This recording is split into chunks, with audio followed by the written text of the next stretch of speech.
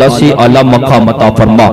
بعد نماز عشاء سے لے کر اب تک علماء میلاد خواہ حضرات سے نعتیہ کلام بڑی اچھی اچھی باتیں بڑی اچھی اچھی نعتیں سماعت کر رہے تھے، اور بھی آپ کو ایک سے ایک بہترین خطاب کو سماعت کرنا ہے۔ جناب خطیب ہندوستان عالم نبی فاضل جلیل حضرت علامہ مولانا مفتی محمد جان صاحب قبلہ بہت ہی مکمل شان خطابت کے ساتھ تشریف فرما ہے، اور جناب ماہر علوم و فنون اور ہر دل عزیز جناب قاری فہیم صاحب قبلہ یہ بھی ہمارے سامنے تشریف فرما ہے، ان کا بھی آپ کو خطاب سماعت کرنا ہے۔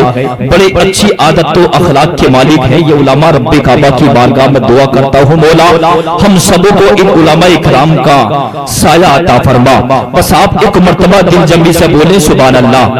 جب بیٹھے ہیں اپنے نبی کو منانے کے لیے تو اس طریقے سے بیٹھے کہ یہاں پر جو بھی آئے نعتیہ کلام پڑھنے والا یا تقریر کرنے والے ہمارے علماء اکرام یہ کے بعد دیگر انشاءاللہ آتے رہیں گے، تو اس طرح دل جمعی کے ساتھ نہ سنیں گے تو یہ آپ کے لیے بھی اچھا نہیں ہوگا، ان کے لیے بھی اچھا نہیں ہوگا۔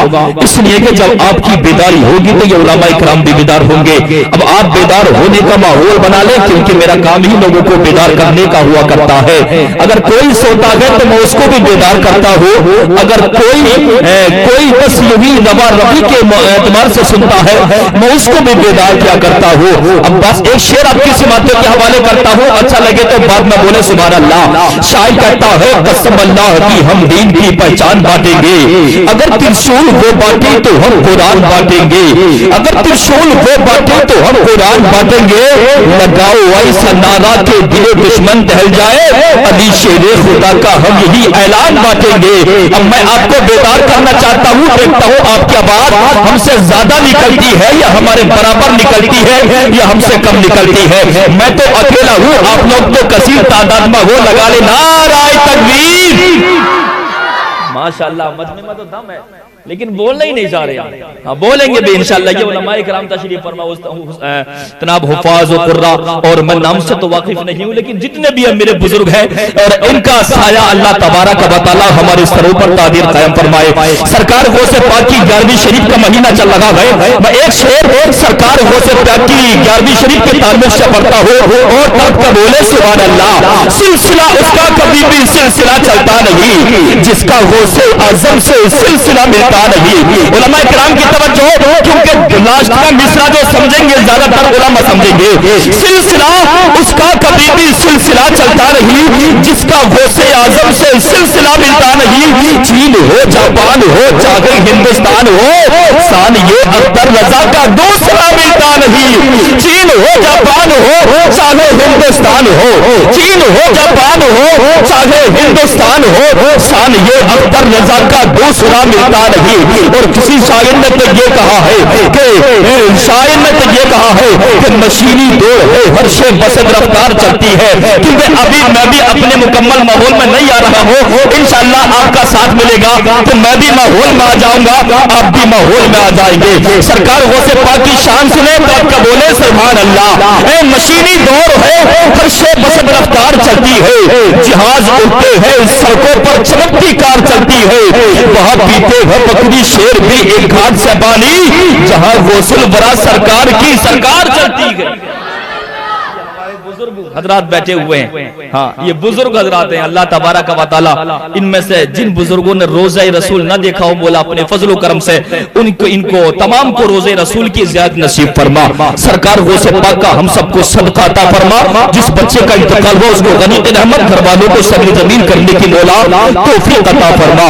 اے شاعر تو کہتا ہے کہ ادب کے ساتھ دل باغ فاطمی لکھ دو، جناب غوث کو شہزادہ علی لکھ دو، ہمیں بھی حشر میں رہنا ہے ان کے سائے میں، ہمارے نام کے آگے بھی قادری لکھ دو۔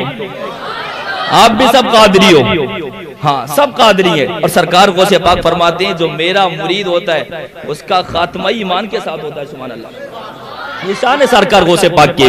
دلوں سے درد کے کانٹے نکال دیتا ہے, دلوں سے درد کے کانٹے نکال دیتا ہے, نبی کا ذکر مصیبت کو ٹال دیتا ہے. میں قادری ہوں میرا پیر غوث اعظم ہے جو 12 سال کی کشتی نکال دیتا ہے. میں قادری ہوں میرا پیر غوث اعظم ہے جو 12 سال کی کشتی نکال دیتا ہے. اور درودوں کا مدینے میں جو تحفہ بھیج دیتا ہے, درودوں کا مدینے میں جو تحفہ بھیج دیتا ہے, خدا اس کی حفاظت کو فرشتہ بھیج دیتا ہے.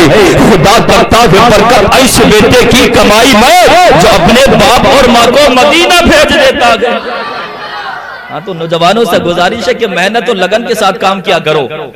اگر کوئی بھی کام ہو, کسی بھی فیلڈ میں ہو, پڑھانے کا ہو فیلڈ تو اس میں محنت ہونا چاہیے. کسی بھی فیلڈ میں ہو محنت کرو, کماؤ, اور اللہ نے تمہارے والدین کو چاہا ہے تو وہ اپنے محبوب کے روزے کی جالیاں بھی عطا فرمائے. درودوں کا مدینے میں جو تحفہ بھیج دیتا ہے, خدا اس کی حفاظت کو فرشتہ بھیج دیتا ہے. خدا کرتا ہے برکت ایسے بیٹے کی کمائی میں جو اپنے باپ اور ماں کو مدینہ بھیج دیتا ہے. اور دعا کرتی ہے یہ بابا فرید الدین کی امی, دعا کرتی ہے یہ بابا فرید الدین کی امی, مسلح میں گرم چینی کی پڑیا بھیج دیتا ہے.